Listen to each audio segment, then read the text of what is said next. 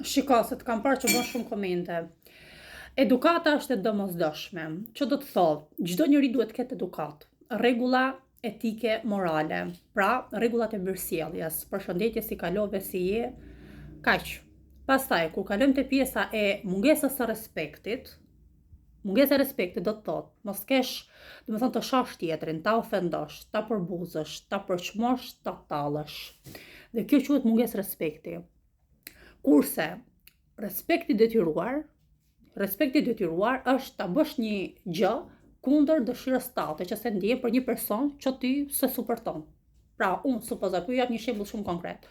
Unë një X person që është nuk më përshtatet mua si njeri, nuk e respektoj. Në kuptimin e fjalës që s'kam simpati për të, është antipatik për mua dhe unë rri indiferente. Jam neutrale dhe nuk flas fare me ta. Por kjo nuk do të thotë që kam mungesë respekti. Thjesht me atë person nuk dua të kem kontakt.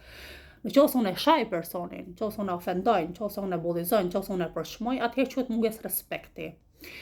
Pastaj është tjetër gjë është respekti detyruar. Pra, respekti detyruar është respekti shtirur, që do të thotë që ti nga rrethanat, që mund të jetë frikë, mund të jetë detyrim miqësor, ku di unë, pra quhet respekt i detyruar. Je i detyruar nga X rrethan për të bërë respekt. Dhe këtu pastaj kalohet në hipokrizi, sepse te shtiresh sikur je duke respektu, por në fakt tjetrin ti thjesht e urren.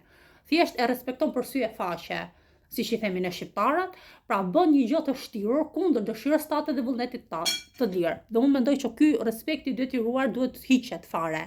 Pra, mos thuash ti jo jam i detyruar të respektoj, jo, sepse unë nuk të respektoj ty, ta shoh si detyrim. Nëse e ndjej unë të respektoj, po, të respektoj. Ama nëse unë nuk e ndjej të respektoj, nuk të respektoj. Por kjo nuk do të thotë që është mungesë respekti, se mungesa e respektit ishte një gjë tjetër. Videot e mia duhet t'i analizoj shumë thellë që t'i kuptosh. Kjo është logjika.